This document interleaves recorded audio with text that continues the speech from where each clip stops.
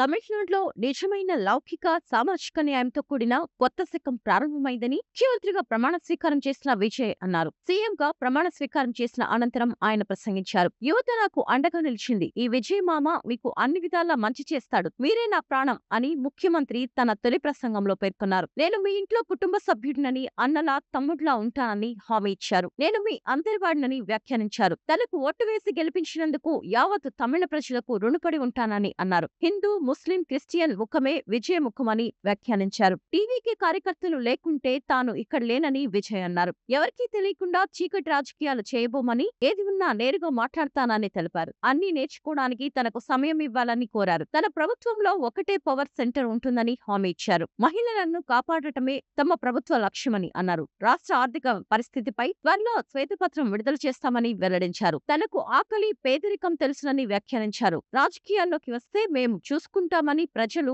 తనను ప్రేమగా పిలిచారని అన్నారు. నేను దేవదూతనేమి కాదని సాధారణ కుటుంబం నుంచే వచ్చానని పేర్కొన్నారు. ఆలోచిస్తాం, అది చేస్తాం, ఇది చేస్తామని చెప్పామని హామీ ఇచ్చారు. ఏది సాధ్యమో అదే చేస్తానని అన్నారు.